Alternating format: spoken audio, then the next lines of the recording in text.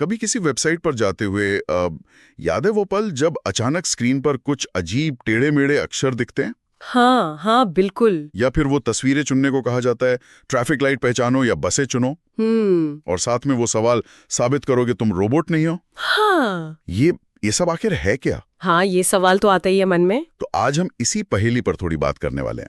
Captcha मतलब CAPTCHA, जी। ये क्या होता है, इसकी जरूरत क्यों पड़ती है, और ये कैसे पहचान लेता है कि हम इंसान हैं या कोई कंप्यूटर प्रोग्राम, कोई बॉट। सही। हमारे पास कैप्चा इंसान या बॉट पहचान का सफर से कुछ जानकारी है, और हमारा मकसद है कि इस रोजमर्रा की लगने वाली चीज के पीछे की तकनीक को थोड़ा समझें। बिल्कुल।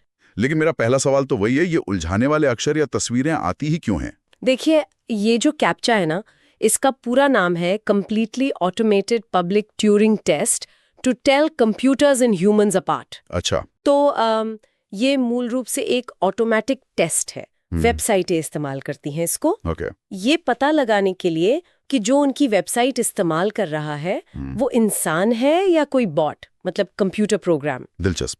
पर इसकी जरूरत ही क्यों पड़ी? मतलब क्या बॉट से इतनी बड़ी दिक्कत है? अरे बिल्कुल, हाँ। बहुत बड़ी दिक्कत है।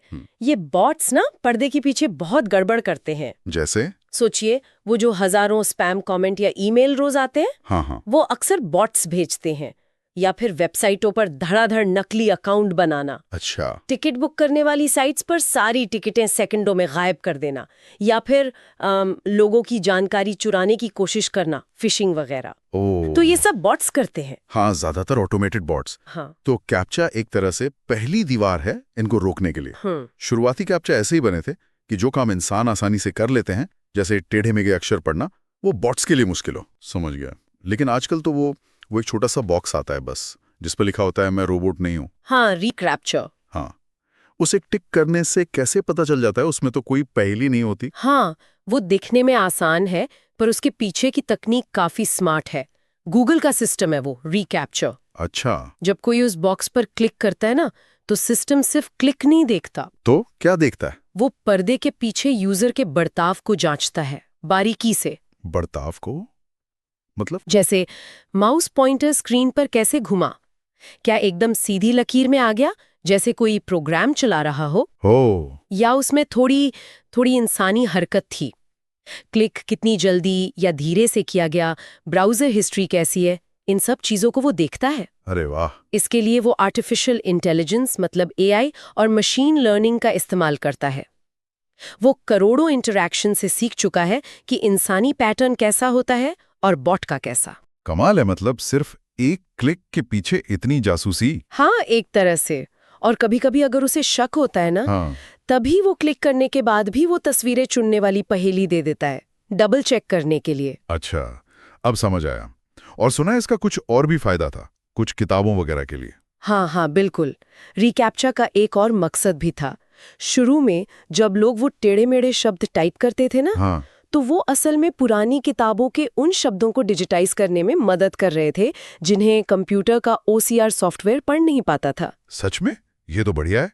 और ऐसे ही जब हम तस्वीरों में गाड़ियां या ट्रैफिक लाइट पहचानते हैं, तो हम अनजाने में AI सिस्टम को ट्रेन करने में मदद कर रहे होते हैं, चीजें पहचानने में। वाह, मतलब सुरक्षा भी और दुनिया की मदद भी, एक तीर से दो निशाने कह सकते हैं। पर क्या ये हमेशा काम करता है? मतलब क्या बॉट्स इसे पार नहीं कर पाते? और क्या इससे किसी को परेशानी भी होती है? ये बहुत अहम सवाल है। देखिए, कैप्चा जरूरी तो है, पर परफेक्ट नहीं है। अच्छा। एक तो जैसे जैसे बॉट्स ज्यादा स्मार्ट हो रहे हैं, वो भी कैप्चा को तोड़ने के नए तरीके निकाल रहे हैं। तो ये एक लगातार चलने वाली रेस है।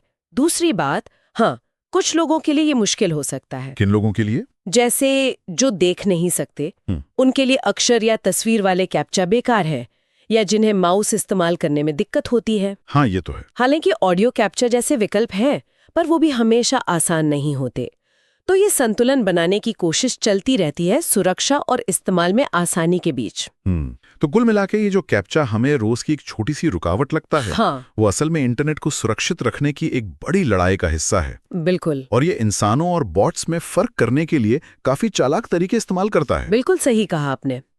पहले इंसानी दिमाग की परख और अब AI की मदद। तो ये तो हुई आज की बात। इंसानी बर्ताव की नकल करने में और माहिर हो रहे हैं। हाँ। तो क्या कैप्चा जैसे तरीके हमेशा काम करते रहेंगे या हमें इंसानों और मशीनों में ऑनलाइन फर्क करने के लिए कुछ बिल्कुल नए, शायद बायोमेट्रिक या और भी गहरे बर्ताव पर आधारित तरीकों की जरूरत पड़ेगी? ये तो सोचने वाली बात है। बिल्कुल, ये एक ऐसी चुनौती है जिस पर लगातार काम चल रहा है और आगे भी चलता रहेगा।